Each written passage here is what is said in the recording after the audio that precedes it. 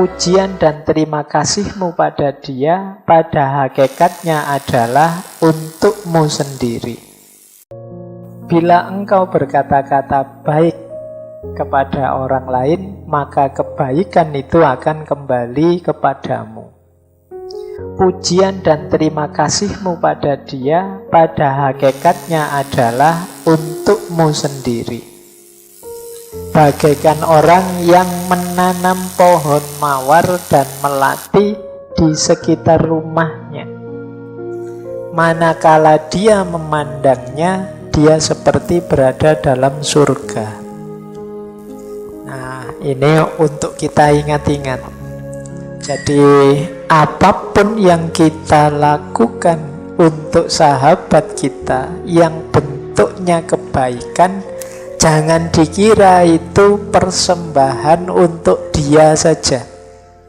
Jangan dikira itu pengorbananmu yang manfaatnya hanya untuk dia saja. Kalau kita melakukan kebaikan, itu sebenarnya untuk kita. Jadi, tidak untuk dia. Kalau kita berterima kasih pada orang misalnya, ini kan berterima kasih ini juga jenis kebaikan. Itu juga sebenarnya bukan kita menuju dia, tapi sebenarnya kita menuju kita sendiri. Maksudnya apa? Ya kalau kita berterima kasih misalnya, sebenarnya itu adalah bukti yang menunjukkan bahwa kita punya jiwa yang bersyukur. Kita punya jiwa yang berterima kasih.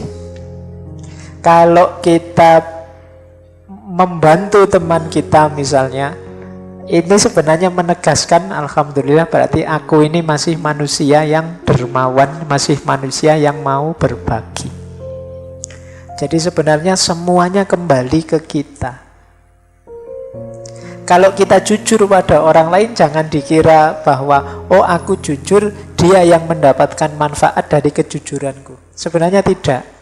Kita juga dapat manfaat dari kejujuran itu. Jadi man amila sholihan falinafsi. Jadi barang siapa melakukan kebaikan, ya untuk dirinya sendiri kebaikan itu. Jadi maka jangan ragu-ragu, jangan bimbang kalau teman-teman ingin melakukan satu kebaikan apapun, termasuk kebaikan yang berhubungan dengan sahabat pada orang lain. Itu jangan dikira saya memberi berarti saya yang berkorban, dia yang dapat manfaat. Karena manfaat dari kebaikan itu hakikatnya nanti pada kita dan kembali ke kita lagi. Kalau manfaat untuk dia itu di luar kuasa kita sudah. Kadang-kadang kita itu ingin berbuat baik pada orang, tapi kok hasilnya tidak bagus, atau orangnya malah salah paham, atau orangnya malah benci sama kita dan lain sebagainya. Respon dia di luar kuasa kita, tapi kebaikan yang kita lakukan pasti ada manfaatnya untuk kita. Jadi kalau engkau berkata baik pada orang lain, kebaikan itu akan kembali padamu. Tidak usah diukur, wah enak dia dapat manfaat terus, dari aku apa enggak. Enak dia, aku terus yang neraktir, dia tidak pernah neraktir. Aku untungnya apa? Aku kehilangan uang banyak. Enggak. Kamu pasti dapat sesuatu. Ada banyak hal yang kamu dapat dengan kamu dermawan. Paling tidak sekarang kamu tahu bahwa ternyata aku ini ya tangguh juga ya. Uang yang harusnya untukku sendiri 1 bulan bisa loh untuk bantu teman makan setengah bulan juga. Berarti aku ini lumayan. Itu ukurannya lebih tangguh daripada sebelumnya dan lain sebagainya. Ada banyak manfaat yang bisa aku raih. Jadi ini rumus ke-6. Bagaimana kita dalam bersahabat itu tidak berhenti melakukan kebaikan dan tidak harus mengkalkulasi apa yang diberikan pada sahabat kita dan bagaimana respon dia. Yang penting itu kebaikan jalan saja. Manfaatnya pasti hadir untuk kita. Jadi kita itu sering terlalu jelimet, ngukur sesuatu sehingga bahkan yang harusnya kebaikan itu kita jalankan kemarin-kemarin sampai hari ini belum dijalankan. Kuatir efek ini, efek itu. Mungkin Pak, saya itu ingin sholat malam Pak, tapi katanya kesehatan itu satu hari tidurnya kan minimal 7 jam. Nah, kalau saya sholat malam, tidur dimulai jam sekian sampai sekian, nanti kurang 7 jam Pak. Kalau kurang tidur nanti jelimet sekali. Dibahas terus akhirnya tidak sholat-sholat. Iya. Saya mau bantu teman saya, tapi Pak nanti kalau dia jadi manja gimana ya? Kalau dia terus ketergantungan dengan saya, ada apa-apa utang ke saya gimana ya? Nanti suwi akhirnya ya tidak jadi-jadi bantu temennya nunggu dia mikir kesuwan nyari teman yang lain. Kita tidak jadi berbuat baik. Jadi yuk teman-teman, kalau ada terbersit, saya punya rumus begini, kalau tiba-tiba terbersit di pikiran kita, di hati kita, keinginan untuk melakukan kebaikan apapun, bagi saya itu ilham dari Allah, petunjuk dari Allah untuk melakukan kebaikan itu. Ayo jangan ditunda-tunda.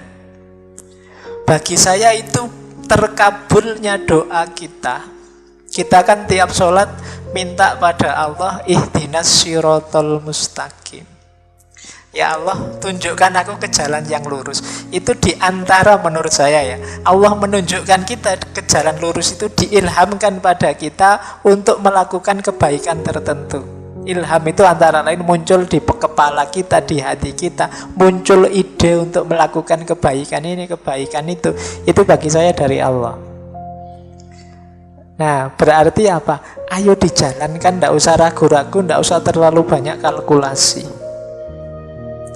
Saya ingin bulan depan itu pulang kampung, salim sama ibu bapak, sudah lama aku tidak pulang. Apa yang bisa aku baktikan, ya aku baktikan lah. Ini bagi saya termasuk ilham dari Allah. Yuk dijalankan. Saya inginlah meskipun uangku sedikit, yo tetangga kiri kanan ada yang yatim piatu, yo sekedar 10-20 ribu aku ingin juga sih sebenarnya sedekah. Ini bagi saya ilham kebaikan. Jalankan itu. Tidak usah terlalu banyak mikir. Biasanya kalau dipikir atau ditunda-tunda itu terus tidak jadi. Tapi mosok ya bantu anak yatim cuma 10-20 ribu buat apa ya buat mereka? Nunggu nanti kalau sudah dapat 100 ribu. Begitu punya 100 ribu, eman ya 100 ribu. Kok dikasihkan? Akhirnya tidak jadi. Maka untuk kebaikan jalan saja. Tidak usah terlalu banyak pertimbangan. Saya khawatirnya Allah sudah ngasih banyak sekali ilham kebaikan, kita tidak jalan. Kita tiap hari masih minta lagi. Ihdinas sirotol mustaqim lagi. Sudah ditunjukkan itu kebaikannya, minta lagi ihdinas sirotol mustaqim. Jangan-jangan Allah lama-lama jengkel. Sudah diberitahu jalan lurusnya, tapi yo masih ngeyel lagi. Itu pun minta lagi. Ya Allah diberi dong. Sudah. Ya Allah diberi dong. Itu lama-lama tidak diberi kita. Maka yuk serius dalam kebaikan. Insya Allah kalau teman-teman ini kan paling tidak wis mahasiswa ya, levelnya sudah tahu kok mana yang baik, mana yang buruk. Tinggal kapan inspirasi kebaikan itu muncul. Nah, ini bagian dari hidayah dan petunjuk dari Allah.